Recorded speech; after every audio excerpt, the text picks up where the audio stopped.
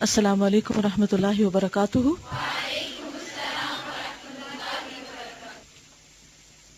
نحمده ونصلی علی رسولہ الکریم، اما بعد فاعوذ باللہ من الشیطان الرجیم، بسم اللہ الرحمن الرحیم۔ رب اشرح لی صدری ویسر لی امری واحلل عقدۃ من لسانی یفقہوا قولی۔ فصل 12 نمبر 12، امید اور رجا کے لیے 3 باتیں۔ یہ امر سمجھ لینا بہت ضروری ہے کہ کسی چیز کی امید اور رجا کے لیے 3 چیزیں لازم اور ضروری ہیں۔ کسی بھی چیز کے بارے میں جب آپ سوچتے ہیں، اس کو حاصل کرنے کی کوشش کرتے ہیں، امید رکھتے، تو 3 چیزیں مسٹ ہے۔ اول، اس چیز کی محبت۔ جس چیز کو آپ لینا چاہتے ہیں اس کی محبت کا ہونا دل میں ضروری ہے، یعنی آپ کے اندر ایک پیشن ہونا چاہیے۔ دوم، اس کے فوت ہونے کا خوف اور اندیشہ، یعنی یہ ڈر کہ کہیں یہ چیز مجھ سے چلی نہ جائے۔ اور تیسرے، اس کے حصول کی حتی الامکان کوشش۔ اس کو ٹرائنگل بنا لیں۔ مثلا کوئی چیز مثال دیں دنیا کی، مثلا جن لوگوں کے بچے نہیں ہوتے، وہ لوگ کیا کرتے ہیں؟ ہونے وہ تو ہو جائیں گے، نہیں ہونے تو نہ صحیح، کیا فرق پڑتا ہے؟ ہاں، ایسے نہیں ہوتا؟ نہیں، کیا ہے، نہ بچے ہیں، نہ جنجال ہے، کوئی نہ کوئی مشکل ہے، نہ مشقت ہے، نہ کوئی کام کرنا پڑتا ہے، آزادی آزادی ہے۔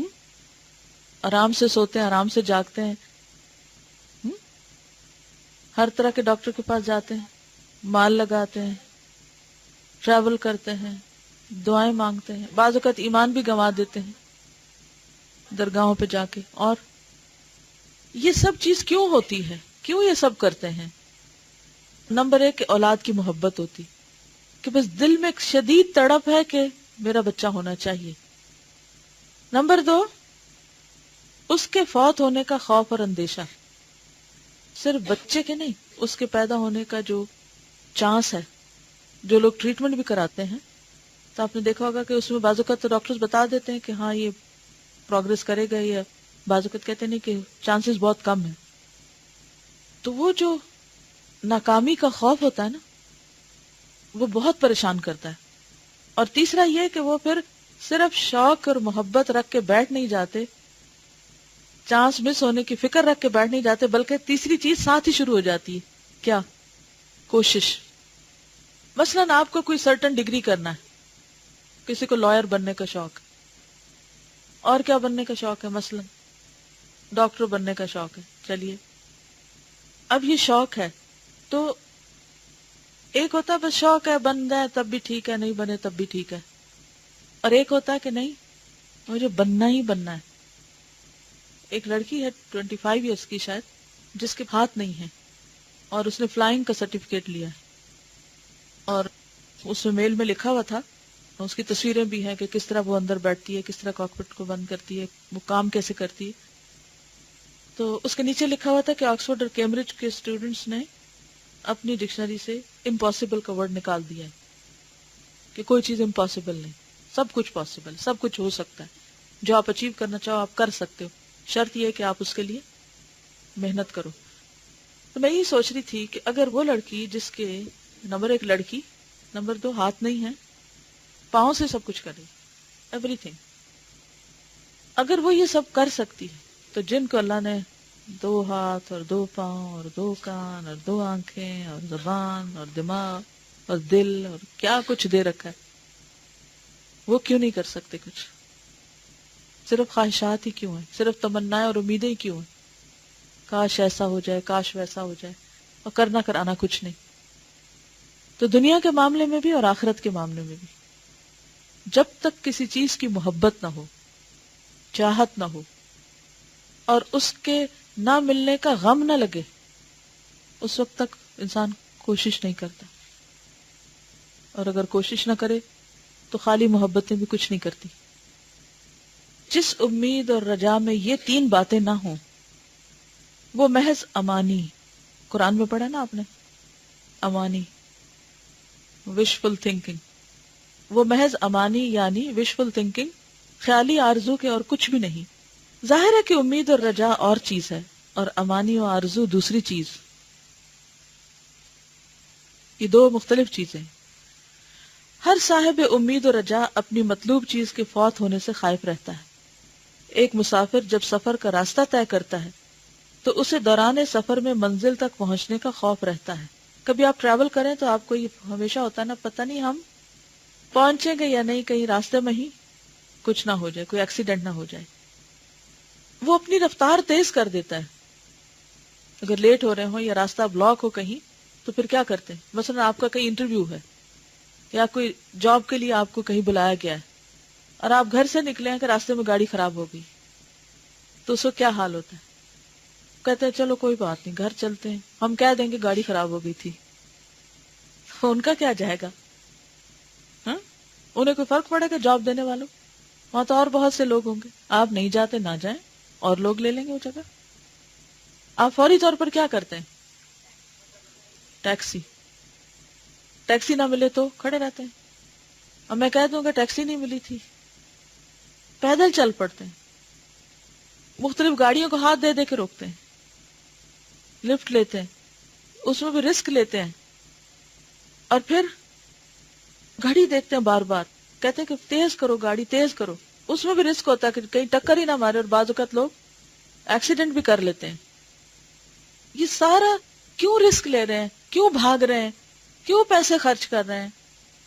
کیونکہ آپ کو ایک منزل سے، ایک چیز حاصل کرنے سے دلچسپی ہے، اس کی محبت ہے، اس کا شوق ہے آپ کے اندر. حضرت ابو ہریرہ سے مروی ہے کہ حضرت صلی اللہ علیہ وسلم نے ارشاد فرمایا: من خاف ادلج ومن ادلج بلغ المنزل الا ان سلعۃ اللہ غالیہ الا ان سلعۃ اللہ الجنہ. ترمذی. جو شخص منزل تک پہنچنے سے ڈرتا ہے وہ پچھلی رات ہی سے سفر شروع کر دیتا ہے، یعنی ارلی مارننگ، سورج نکلنے سے پہلے ہی چل پڑتا ہے. اور جو پچھلی رات سے سفر شروع کر دیتا ہے، یعنی اگلا دن آنے سے پہلے ہی کام شروع کر دیتا ہے، منزل تک پہنچ جاتا ہے. آگاہ رہو، اللہ تعالیٰ کا دیا ہوا سامان بہت قیمتی ہے، اور اللہ تعالیٰ کا دیا ہوا سامان جنت ہے. یعنی جنت دنیا کی ہر چیز سے زیادہ پریشیس ہے، زیادہ قیمتی ہے، ایکسپینسو ہے. کتنی؟ کوئی مثال یاد ہے؟ جنت کی قیمت کتنی مہنگی ہے؟ جنت میں 1 میٹر بھر جگہ جو ہے، یہ کوڑا رکھنے کی جگہ جو ہے، پوری دنیا اور جو کچھ دنیا کے اندر ہے، سونا چاندی، ہر چیز ان سب سے زیادہ قیمتی، ہر چیز سے زیادہ قیمتی. دنیا میں اگر ایک پلاٹ آپ کو خریدنا ہو کسی اچھے ایریا میں، کوئی گھر خریدنا ہو، پیسوں کی ضرورت ہوتی، اس کے لیے کیا کرنا پڑتا ہے؟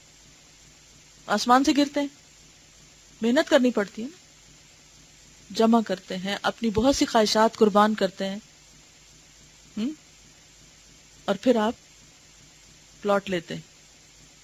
لیکن کتنے افسوس کی بات ہے کہ جنت میں چھوٹی سی جگہ، یعنی آپ دیکھیں کہ یہاں سے لے کر وہاں تک، اس میں اس کی چوڑائی جتنی جگہ، اتنی ایکسپینسو ہے، اتنی ایکسپینسو ہے کہ پوری دنیا بھی آپ دے دیں تو آپ نہیں خرید سکتے، جبکہ پوری دنیا تو آپ کے پاس ہے بھی نہیں. تو اس کی قیمت کیا ہے؟ ایمان اور نیک عمل، اچھے کام. تو ایمان جو ہے وہ ان سب چیزوں سے زیادہ قیمتی ہے. تو جو منزل تک، یعنی جو جنت تک پہنچنا چاہے، وہ کیا کرے؟ ساری رات سویا رہے، یا فجر کے لیے اٹھے. صرف فجر کے لیے اٹھے یا پچھلی رات بھی اٹھے. مگر ہم تمنائیں کرتے ہیں، وہ کرتے تو نہیں. کبھی کوئی چیز ہمارے لیے آڑے آتی ہے، کبھی کوئی آتی ہے. کتنے ہی لوگ ہیں جو جنت کی تمنا رکھتے ہیں لیکن پچھلی رات نہیں اٹھتے. اگر نہیں اٹھتے تو تڑپ بھی کتنی ہے؟ کوئی پریشانی بھی ہے؟ پریشانی بھی کوئی نہیں. کتنی جسٹیفیکیشن ہے اپنے آپ کو دیتی، کتنا سیٹسفائی کر لیتے اپنے آپ کو کہ میرے تو کام بہت ہیں اور میرے پاس تو وقت ہی نہیں، یا یہ کہ میں تو بیمار ہوں، بیمار سے تو ویسے ہی بہت سی، یا اب تو بڑھاپا ہے. آپ نے دیکھو بہت سے بوڑھے لوگ اٹھتے ہیں، برابر اٹھتے ہیں، بہت سے بیمار بھی اٹھتے ہیں. اور یہ جو پچھلی رات، یعنی ایک رات پہلے سے ہی سفر شروع کر دیتے ہیں، تو اس کا مطلب دراصل یہ ہے کہ این جب سر پہ آتی ہے کوئی چیز تو اس وقت نہیں کام شروع کرتے، بلکہ پہلے سے پلان کر کے رکھتے ہیں کہ کب کون سا کام کرنا ہے. آپ دیکھیں دنیا میں جب ہم نے کوئی ڈگری کرنی ہوتی ہے نا تو ہم پلان کر لیتے ہیں، اتنے سال میں ہائی اسکول ہو جائے گا، اتنے سال میں یونیورسٹی ہو جائے گی، اتنے سال میں یہ ڈگری ہو جائے گی، پھر اس سال میں شادی کروں گا، اس سال میں جاب کروں گا۔ جب جاب شروع ہوتی ہے تو پھر ہم کیا کہتے ہیں، اتنے سال میں مجھے اس گریڈ میں پہنچنا چاہیے اور اتنی سیلری ہو جانی چاہیے، اور کتنے فوکسڈ ہوتے ہیں اور کسی چیز کو بیچ میں نہیں آنے دیتے، حتیٰ کہ بعض اوقات بیوی بچے بھی قربان کر دیتے ہیں، لوگ اپنی ذات کی بھی قربانی کر دیتے ہیں، لیکن اپنی وہ خاص مخصوص منزل تک پہنچ کے دم لیتے ہیں۔ ہم سب جنت کے شوقین ہیں جس میں ایک گز جگہ جو ہے وہ پوری دنیا سے زیادہ مہنگی ہے، اور اس کے لیے کوئی بھی محنت نہیں، کوئی بھی کوشش نہیں، کوئی بھی تکلیف اٹھانے کو تیار نہیں، تو یہ اپنے آپ کو دھوکہ نہیں دے رہے؟ یعنی اللہ کی جنت بہت قیمتی ہے، خلاصہ یہ ہے، وہ صرف خیالوں سے نہیں خریدی جا سکتی۔ اللہ تعالیٰ نے اعمال صالح رکھنے والوں کے لیے امید اور رجا کو ضروری گردانا ہے، اسی طرح ان کے لیے خوف اور ڈر بھی لازمی قرار دیا ہے، اور یہ واضح رہے کہ خوف اور رجا وہی مفید ہے جس کے ساتھ عمل صالح موجود ہو۔ ارشاد باری تعالیٰ ہے، ان الذین هم من خشیۃ ربهم مشفقون والذین هم بآیات ربهم یؤمنون والذین هم بربهم لا یشرکون والذین یؤتون ما آتوا وقلوبهم وجلة انہم الی ربهم راجعون اولئک یسارعون فی الخیرات وهم لها سابقون۔ سورۃ المؤمنون آیت 57 to 61۔ جو لوگ اپنے پروردگار کے خوف سے لرزاں رہتے ہیں، جنت کس کے لیے؟ جنت کے شوقین کون ہیں؟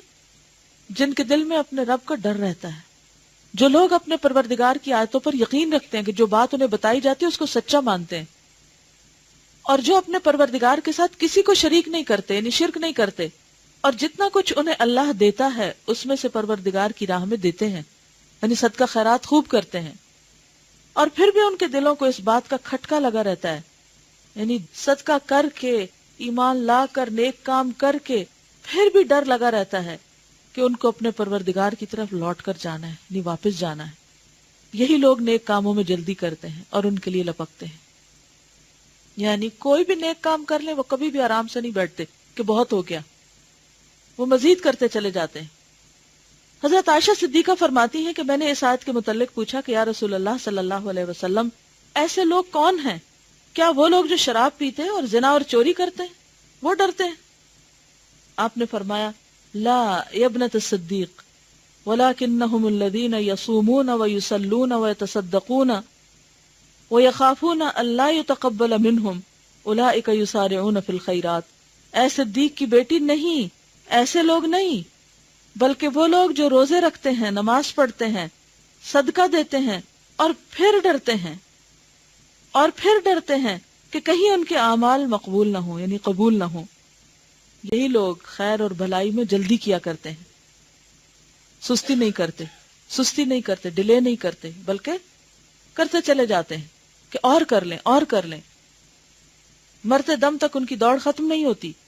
حضرت ابو ہریرہ فرماتے ہیں کہ اللہ تعالیٰ اہل سعادت کی، یعنی خوش قسمت لوگوں کی توصیف اور تعریف ان کے احسان اور نیکی اور خوف الہی، اور شقی اور بدبخت لوگوں کا ذکر ان کے گناہ اور ان کی بے خوفی کے ساتھ فرماتا ہے۔ کوئی صاحب بصیرت اگر صحابہ کرام کے حالات پر غور کرے تو اسے معلوم ہوگا کہ وہ اعمال صالحہ سے کس درجے مزین تھے، یعنی کتنے زیادہ نیک عمل کرتے تھے، اس کے باوجود کس درجے خدا سے ڈرتے تھے۔ حضرت عمر کی مثال سب کو معلوم ہے، اور ہم باوجود انتہا درجے کی تقصیر اور کوتاہی کے کس قدر بے خوف اور نڈر بنے ہوئے ہیں، یہ ہماری کس قدر غلط فہمی ہے۔ حضرت ابو بکر صدیق اکثر فرمایا کرتے تھے، وددت انی شعرۃ فی جنب عبد مؤمن، مسند احمد، میں اسے پسند کرتا ہوں کہ میں کسی ایماندار کے جسم کی ایک روئی کے برابر ہوتا۔ اپنے جسم کو بال دیکھیے، ایک بال کتنا چھوٹا ہوتا ہے، ایک بال مثلا ہاتھ پر ہی دیکھ لیجئے، اگر آپ نے سارے نہیں اتارے ہوئے تو وہ کیا کہتے ہیں کہ کاش میں کسی مومن کے جسم پر ایک چھوٹا سا بال رواں ہوتا۔ ان کو بڑا بننے کا کوئی شوق نہیں تھا۔ کیوں کہتے تھے؟ یہ حساب کے ڈر سے، حساب سے ڈرتے تھے۔ امام احمد سے مروی ہے کہ حضرت صدیق اکثر اپنی زبان پکڑ کر فرمایا کرتے تھے، ھذا الذی اوردنی الموارد، اس نے مجھے ہلاکت کے مواقع میں ڈالا ہے۔ یہ کہہ کر حد سے زیادہ روتے، اپنی زبان پکڑتے اور بہت روتے، اس نے مجھے مشکلوں میں ڈالا ہے، اور فرماتے ابکو فإن لم تبکو فتباکو، مسند احمد، خوب رویا کرو، اگر نہ رو سکو تو کم از کم رونی شکل ہی بنا لیا کرو۔ رونی شکل بنانے کی بات کیوں کی گئی؟ یعنی اگر دل بہت ہی سخت ہے اور کچھ اثر ہی نہیں ہوا بات کا، تو ایٹ لیسٹ کوشش کر کے کچھ اثر لے لو۔ حضرت صدیق اکبر نماز کے لیے کھڑے ہوتے تو خوف الہی ایسا طاری ہو جاتا کہ لکڑی کی طرح کھڑے رہتے اور ان کے جسم میں ذرہ ہر جنبش نہ ہوتی۔ ہماری نمازیں کیسی ہوتی ہیں؟ کبھی ایک پاؤں پہ کھڑے ہوتے ہیں، کبھی دوسرے پہ کھڑے ہوتے ہیں، کبھی پھر خارش شروع ہو جاتی ہے، کبھی دوپٹہ گر پڑتا ہے، اور کبھی کوئی شور ہوتا ہے تو ادھر ادھر دیکھنے لگ جاتے ہیں۔ تو کل کا ٹارگٹ کیا ہے؟ کوشش کرنی کہ نماز میں بالکل ساکت سٹل کھڑے ہونے کی پریکٹس، جس طرح یسٹرڈے کل میں آپ نے اللہ کی طرف پوری توجہ رکھنے کی کوشش کی، اسی طرح اس توجہ کے ساتھ بالکل سیدھے کھڑے ہونے کی کوشش کریں، ہلے جلے بغیر۔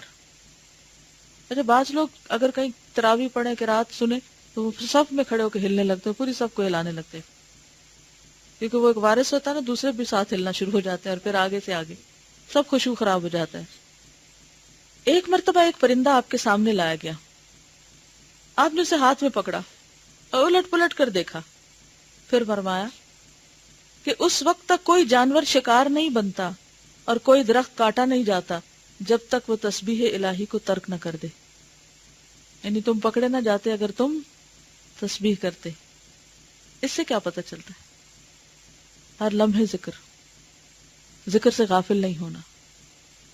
شیطان بھی کب حملہ آور ہوتا ہے؟ جب انسان ذکر سے غافل ہوتا ہے، کیونکہ فاذکرونی اذکرکم، جب تک بندہ اللہ کو یاد کرتا ہے، ذکر کرتا ہے، تو اللہ بھی اس کے ساتھ ہوتا ہے، اس کی مدد کرتا ہے۔ لیکن ہمارا حال یہ کہ جب کوئی مشکل آنے لگتی اس وقت ہم کو ذکر یاد آتا ہے۔ تو جو شخص عام حالات میں ذکر کرتا رہتا ہے، مشکل حالات میں اس کی پھر جلدی سنی جاتی ہے۔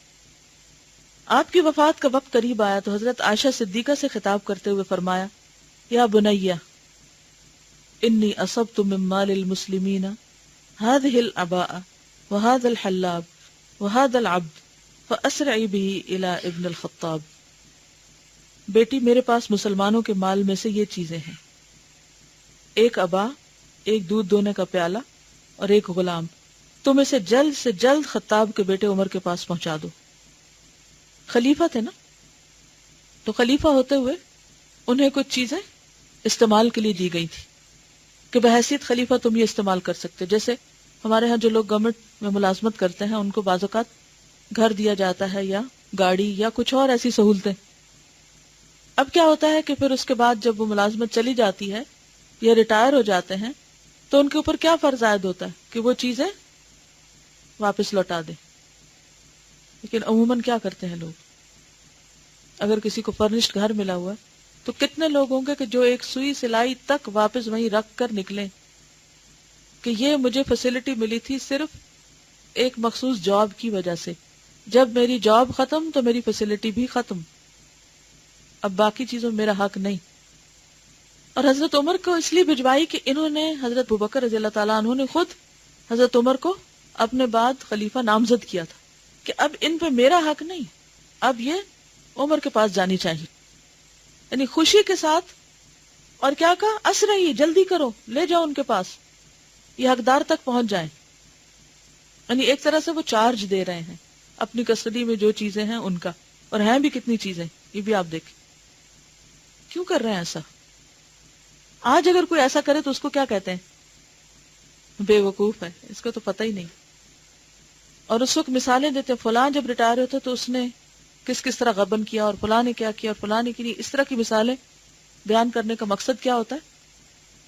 تاکہ تم بھی دنیا سے تھوڑا اور فائدہ اٹھا لو۔ لیکن کتنے دن یہ چیزیں ساتھ رہتی ہیں انسان کی۔ یہ فرق ہے نا صحابہ کے عمل اور ہمارے عمل میں۔ واللہ لوددت انی کنت هذه الشجرہ تؤکل وتعضد، ترمذی زہد، اے کاش میں درخت ہوتا کہ مجھے جانور کھاتے اور پھر کاٹ دیا جاتا۔ حضرت قتادہ نے فرمایا کہ مجھ تک حضرت ابوبکر صدیق کے یہ کلمات پہنچے ہیں لیتنی خضرۃ تأکلنی الدواب، کاش میں سبز گھاس ہوتا، یہ چوپائے مجھے کھا لیتے۔ حضرت عمر بن خطاب نے ایک مرتبہ سورۃ طور پڑھنا شروع کی، جب اس آیت پہ پہنچے ان عذاب ربک لواقع، سورۃ طور آیت 7، تمہارے پروردگار کا عذاب ضرور نازل ہو کر رہے گا، اسے پڑھتے ہی شدت سے رونا شروع کر دیا، تاکہ اس قدر بیمار ہو گئے کہ لوگ عیادت کے لیے آنے لگے۔ پھر جب بستر مرگ پر تھے اپنے بیٹے سے کہا کہ میرے رخسارے یعنی گال زمین پر رکھ دو، شاید اللہ تعالیٰ مجھ پر رحم فرمائے۔ نیز فرمایا کہ اگر اللہ تعالیٰ میری مغفرت نہ فرمائے تو میں غارت ہو گیا۔ یہ کلمات آپ نے 3 مرتبہ فرمائے، اس کے بعد ہی آپ کی روح قبض ہوئی۔ ہم بھی قرآن پڑھتے ہیں، کوئی ایک دن آنسو بہے، ایک دن کسی آیت کو اپنے لیے سمجھا کہ یہ مجھے کہا جا رہا ہے۔ ہم قرآن پڑھتے وقت، دین پڑھتے وقت بھی ذہن میں دوسرے لوگوں کو رکھتے ہیں، یہ بات اس پہ فٹ آ رہی ہے، یہ اس پہ فٹ آ رہی ہے، یہ اس پہ فٹ آ رہی ہے، میرے لیے کیا ہے؟ میں تو سب ٹھیک ہوں۔ صحابہ کرام اور ہم میں ایک یہ بھی بہت بڑا فرق ہے کہ وہ ہر چیز کو اپنے لیے لیتے تھے۔ حضرت عمر فاروق معمولات شب میں، یعنی رات کے جو ان کے معمولات کرنے کے کام تھے، روزانہ قرآن مجید کی تلاوت فرماتے۔ ہم میں سے کتنے لوگ رات کو قرآن پڑھتے ہیں کہ پڑھ کے سوئیں؟ تو خیال ہی نہیں کہ یہ بھی کرنا ہوتا ہے۔ آیات وعید پر اس قدر روتے کہ ہچکی بن جاتی اور دنوں گھر میں پڑے رہتے، یہاں تک کہ لوگ بیمار سمجھ کر عیادت کے لیے دوڑ آتے۔ خوف الہی سے آپ اس قدر رویا کرتے تھے کہ آنسو بہنے کی وجہ سے رخساروں یعنی گال پر 2 سیاہ خط سے پڑ گئے تھے، یعنی یہ جگہ کالی ہو گئی تھی، اتنا روتے تھے۔ نمکین ہوتے آنسو تو جو بار بار ایک ہی جگہ کو لگے رہیں تو نشان پڑ جاتے ہیں۔ موت سے کچھ پہلے حضرت ابن عباس نے آپ سے کہا کہ اے امیر المومنین، آپ کے ذریعے اللہ تعالیٰ نے ملکی فتوحات عطا فرمائی، یعنی اتنی روم اور ایران فتح ہوا تھا، آپ نے بڑے بڑے شہر آباد کیے اور یہ کیا اور وہ کیا، تمام چیزیں گنوائیں، آپ کے سارے کارنامے۔ آپ نے فرمایا وَدِدْتُ أَنْ أَنْجُو لَا أَجْرَ وَلَا وِزْرَ، میں چاہتا ہوں کہ میری نجات ہو جائے، نہ مجھے اجر ملے نہ بارے گناہ مجھ پہ لادا جائے۔ تو ڈر غالب تھا نا کہ مجھ پر میری پکڑ نہ ہو۔ ہمارا حال کیا ہے؟ کام کرتے نہیں پھر بھی تعریف چاہتے ہیں، چھوٹا سا کر لیں تو مطمئن ہو کے بیٹھ جاتے ہیں، اور پھر بڑی آس امید لگا لیتے ہیں کہ اس کے بدلے میں ہمیں ایسے اور ایسے درجے ملنے چاہیے۔ ٹھیک ہے، امید رکھنی چاہیے، دعا بھی مانگنی چاہیے، لیکن یہ سوچنا کہ ہم مستحق ہیں، ہم مستحق نہیں ہیں، یہ اللہ کا صرف کرم ہے، فضل ہے، کیونکہ جنت تو اتنی مہنگی ہے کہ ہم ساری زمین بھی دے کے، ساری دنیا بھی دے کے خرید نہیں سکتے۔ تو اگر وہ ہمیں ملے تو وہ کیا سراسر اللہ کی رحمت نہیں، اللہ کا فضل نہیں؟ کہاں یہ کہ ہم ٹوٹی پھوٹی کوششیں کر کے اپنا حق جتانے لگے کہ ہمارا حق ہے، اور پھر اس میں مطمئن بھی ہو کے بیٹھ جائیں، کتنا کر لیا آپ تو جنت مل ہی جائے گی۔ حضرت عثمان بن عفان کسی قبر پر پہنچتے تو اتنا روتے کہ آپ کی ریش یعنی داڑھی مبارک تر ہو جاتی۔ فرماتے کہ اگر مجھے جنت اور دوزخ کے مابین اختیار کا حکم دیا جاتا، یعنی چوائس دی جاتی، تو اس سے قبل کہ میں اپنے متعلق یہ سمجھ سکوں کہ کس صورت کو میں زیادہ برداشت کر سکتا ہوں، راکھ ہو جانے کو پسند کروں گا۔ حضرت علی کرم اللہ وجہہ بھی ہم وقت روتے رہتے تاکہ خوف الہی سے نڈھال ہو جاتے۔ 2 باتوں سے خصوصاً ان کا خوف حد سے زیادہ متجاوز ہو جاتا۔ نمبر 1 طول عمل، یعنی دنیاوی زندگی کی بڑی بڑی امیدیں۔ نمبر 2 خواہشات کی پیروی۔ فرمایا کرتے تھے کہ طول عمل آخرت سے غافل کر دیتا ہے اور خواہشات کی پیروی حق سے روک دیتی ہے۔ ایک بار فرمایا کہ دنیا پیٹھ دے کے بھاگ رہی ہے، یعنی منہ موڑ کے جا رہی ہے، اور آخرت نہایت تیزی سے قریب آ رہی ہے، یعنی دنیا جا رہی ہے اور آخرت آ رہی ہے، موت پاس آ رہی ہے اور زندگی ہماری گزرتی جا رہی ہے۔ یہ ریالٹی ہے نا ایک، کہ نہیں؟ یہ صرف ان کے ساتھ نہیں تھا، ہمیں سے ہر ایک کے ساتھ ہے کہ ہماری زندگی ہر روز قطرہ قطرہ کم ہو رہی اور آخرت ہر روز قطرہ قطرہ بڑھ رہی، آگے آ رہی، قریب پہنچ رہی۔ کبھی آپ نے دیکھو کہ نا زمین پہ پانی گرایا نا تو وہ وہاں سے چلنا شروع ہو جاتا ہے۔ اچھا، بعض اوقات ایسے ہوتا ہے کہ ادھر سے ایک پانی کی دھار چل کے آ رہی تھی اور ادھر سے دوسری، تو پھر آپ دیکھتے رہتے ہیں اچھا کون پہلے جا کے کس کو ٹچ کرتا ہے، کیسے چھو لیتے ہیں۔ یہ پانی پیتے ہیں تو وہ گلاس میں یا اس میں قطرے ہوتے ہیں نا، ایک ادھر سے گر رہا ہوتا ہے، ایک ادھر سے گر رہا ہوتا ہے۔ تو بات یہ کہ ہم بھی زندگی اور موت کے بیچ میں ہیں، ایک طرف سے زندگی ختم ہوتی چلی جائے. جیسے کتاب ہے، اب ہم ہر روز صفحہ پلٹ دیتے، پلٹتے جاتے. ایک طرف سے کتاب زیادہ ہوتی جاتی ہے اور دوسری طرف سے کم ہوتی چلی جاتی. بالکل زندگی بھی ایک کتاب کی طرح، ہر روز صبح اٹھ کے ہم ایک ورقہ پلٹ دیتے جیسے ایک ڈائری ہوتی، اور ہر روز اس پر جو بھی لکھا جاتا وہ اکٹھا ہو جاتا ہے. آج تک جتنی بھی زندگی ہم نے گزاری ہے، اتنے ہزار، جتنے 1000 ڈیز ہم سپینڈ کر چکے ہیں دنیا میں، اتنی ہی بک ہماری اس سائٹ سے بڑی ہو چکی ہے، اتنی ہی ڈائری بن چکی. جو کچھ بھی اس پہ لکھا ہے ہر پیج میں سب پریزروڈ ہے، آپ جا کے اس کو پھاڑ نہیں سکتے. اور آئندہ بھی آپ کے پاس خالی پیجز ہیں، جو چاہیں اس پر لکھیں. ایک بار فرمایا دنیا پیٹ دے کے بھاگ رہی ہے اور آخرت نہایت تیزی سے قریب آ رہی ہے. لوگ ان دونوں کے بال بچے ہیں، دنیا کے بھی اور آخرت کے بھی. تم آخرت والے بنو، دنیا والے نہیں. آج عمل کا دن ہے، یوم حساب نہیں. کل حساب ہوگا، عمل نہیں. اس کو انڈر لائن کر لیں. آج عمل کا دن ہے، کام کا دن ہے، یوم حساب نہیں. کل حساب ہوگا، عمل نہیں. قبر میں سالوں کی بھی زندگی ہو، ایک دفعہ بھی سبحان اللہ کہنا فائدہ نہ دے گا.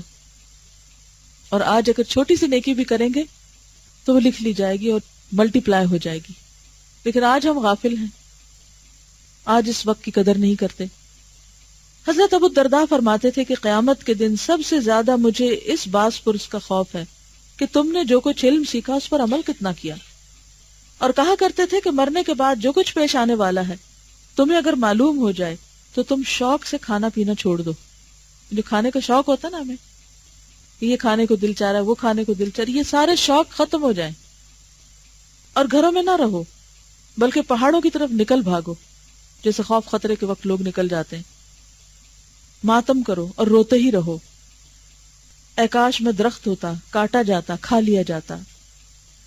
حضرت عبداللہ بن عباس کے متعلق بیان ہے کہ آنسوؤں کی کثرت کی وجہ سے ان کی آنکھوں کے نیچے سیاہ نشان پڑ گئے تھے. حضرت ابو ذر اکثر فرمایا کرتے تھے کاش میں درخت ہوتا، لوگ مجھے کاٹ ڈالتے، کاش میں پیدا ہی نہ ہوا ہوتا. ان کی خدمت میں جب کچھ نان نفقہ پیش کیا جاتا تو جواب دیتے کہ بکریاں ہمارے پاس ہیں، ہم ان کا دودھ پی لیتے ہیں. گدھے ہیں، سواری کی ضرورت ہو تو ان پر سواری کر لیتے ہیں. آزاد کردہ غلام ہیں جو ہماری خدمت کرتے ہیں. سیاہ کمبل ہے جسے اوڑھ لیا کرتے ہیں. مجھے تو انہی چیزوں کے حساب کتاب کا خوف کھائے جا رہا ہے، مزید لے کر کیا کروں گا. اور ہماری ہرس ہے کہ کہیں ختم ہی نہیں ہوتی. جتنا کچھ بھی اکٹھا کر لیں تھوڑا ہی رہتا ہے، تھوڑا ہی ہے، کم ہی ہے. اور یہ صرف یہ دنیا کے بارے میں، آخرت کے بارے میں کچھ نہ بھی جمع کر کے مطمئن ہے. ایک چیز یاد رکھیے، جب کبھی آپ اپنی دنیا کے لیے کوئی چیز بنائیں، مثلا آپ نے اپنے لیے بیڈ خریدا، فار ایگزامپل بیڈ کور خریدا، کوئی فرنیچر خریدا، کوئی کپڑا خریدا، کوئی چیز بنائی، فوراً اس وقت سوچا کریں کہ یہ تو میں نے دنیا کے لیے بنائی ہے، آخرت کے لیے آج کیا بنایا ہے، وہاں کے لیے کیسا فرنیچر ہے، وہاں کے لیے کیسا کپڑا ہے. کیا کر سکتے ہیں؟ مثلا زیادہ سے زیادہ پتہ ہم کیا کرتے ہیں؟ زیادہ سے زیادہ احسان جتاتے ہوئے پرانے کپڑے کسی کو دے دیں گے کہ چلو کیا ہے، جنت کما لیں اس سے. پرانا فرنیچر کسی پر احسان جتا کے اس کے پاس چھوڑ دیں گے، یہ تم استعمال کر لو. بڑے خوش ہوں گے کہ ہم نے جنت کما لی. کیا رویے ہیں ہمارے اپنی ہی آخرت کے بارے میں. کسی پر کوئی احسان نہیں. دنیا کے لیے تو بہترین رقم، مہنگی ترین چیز خریدنے پر بھی کوئی خوف نہیں، کوئی فکر نہیں. جسٹیفائی کرتے ہیں کیوں اللہ نے دیا ہے، استعمال نہ کریں. ٹھیک ہے کریں استعمال، لیکن ساتھ ساتھ یہ سوچیں کہ وہاں کے لیے کیا کیا. صحابہ کرام کی آمدنیوں کا بڑا حصہ کہاں جاتا تھا؟ اللہ کی راہ میں. ہماری آمدنیوں کا بڑا حصہ تعیشات میں، ایک کے بعد ایک دنیا کی چیز بناتے چلے جاتے ہیں اور دل ہے کہ بھرتا ہی نہیں، اور یہ سوچ بھی نہیں آتی وہاں کے لیے کیا بنایا ہے. اور اگر کچھ بنائے بھی، کچھ ایکولی دیں بھی تو کم تر درجے کا ہی دیں گے. لن تنالوا البر حتى تنفقوا مما تحبون، مگر وہ دل کہاں سے لائیں؟ دل ہے کہ مانتا ہی نہیں آخرت بنانے کو، فکر ہی ساری دنیا کی، غم ہی سارا دنیا کا ہے، لگتا ہے ہمیشہ یہی رہنا ہے۔ حضرت ابو الدرداء نے ایک مرتبہ رات کو سورۃ الجاسیہ پڑھنا شروع کی، جب اس آیت پر پہنچے ام حسب الذین اجترحوا السیئات ان نجعلہم کالذین آمنوا وعملوا الصالحات، جو لوگ بد کرداریوں کے مرتکب ہوتے رہتے ہیں، یعنی غلط کام کرتے ہیں، برے برے کام کرتے ہیں، کیا انہوں نے یہ خیال کر رکھا ہے کہ ہم انہیں ان لوگوں جیسا کر دیں گے جو ایمان لائے اور انہوں نے نیک عمل کیے؟ اسے بار بار پڑھتے اور روتے تاکہ اسی حالت میں صبح ہو گئی، یعنی جو لوگ برے کام کرتے ہیں کیا انہوں نے یہ سوچ رکھا ہے کہ ہم انہیں ان لوگوں کی طرح کر دیں گے جو ایمان لائے اور انہوں نے نیک عمل کیے؟ یعنی ہم کیا چاہتے ہیں اس جنت میں جا کے رہیں جہاں صحابہ کرام رہے، ان درجوں پہ پہنچے جہاں وہ پہنچے، لیکن نہ نماز ان جیسی، نہ روزہ ان جیسا، نہ صدقہ خیرات ان جیسا، نہ دین کے لیے کی جانے والی کوششیں ان جیسی، لیکن خوش فہمیاں کیا ہیں کہ بڑی محبت ہے ہمیں ان سے، انہی کے ساتھ جا کے رہیں۔ تو ہم سب کو اپنی کوششوں پر بھی نظر ڈالنی چاہیے۔ حضرت ابو عبیدہ بن الجراح کہا کرتے تھے کہ اے کاش میں بھیڑ ہوتا، میرے گھر والے مجھے ذبح کر کے میرا گوشت کھا لیتے اور میرا شوربہ پی جاتے۔ اس بارے میں اس قدر آثار موجود ہیں کہ تمام کو پیش کرنا دشوار ہے، یعنی مشکل ہے کہ ساری باتیں یہاں لکھی جائیں۔ صحیح بخاری میں تو ایک مستقل باب ہے، خوف المؤمن ان يحبط عمله وهو لا يشعر، مومن کے خوف کا باب کہ کہیں اس کے اعمال اس طرح ساقط نہ ہو جائیں کہ وہ سمجھ بھی نہ سکے، یعنی مومن کا خوف کیا ہوتا ہے کہ جو ٹوٹی پوٹی نیکیاں کی ہیں کہیں وہ بھی ضائع نہ ہو جائیں۔ ابراہیم تیمی فرماتے ہیں کہ جب کبھی میں نے اپنے قول اور عمل کا جائزہ لیا تو یہی ڈر ہوا کہ میں جھوٹ تو نہیں بول رہا ہوں، یعنی اپنے کسی کیے ہوئے کام کو جب میں بیان کرتا ہوں کہ میں نے یہ کیا، میں نے وہ کیا، تو میں یہ دیکھتا ہوں کہ کہیں میں جھوٹ تو نہیں کہہ رہا، واقعی کیا بھی ہے۔ کہ بعض اوقات ہم چھوٹا سا کام کرتے اتنی مبالغہ رہی، اس قدر ایگزیجریشن، اتنا بڑا اس کو بنا کے پیش کرتے ہیں کہ جیسے پتہ نہیں ہم نے کیا پہاڑ توڑ دی، حالانکہ کوئی خاص کام نہیں ہوتا، اور یہ خرابی بہت لوگوں میں پائی جاتی ہے۔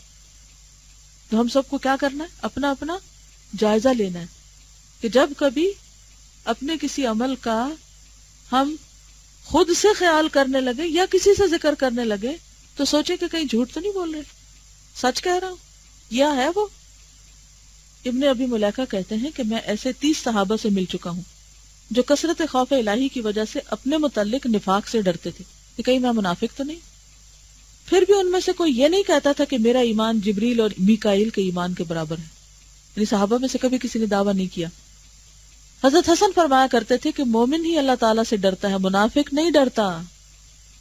حضرت عمر بن خطاب حضرت حذیفہ سے کہتے تھے میں تمہیں اللہ کی قسم دے کر پوچھتا ہوں کہ کیا حضرت صلی اللہ علیہ وسلم نے منافقوں میں میرا نام گنوایا تھا؟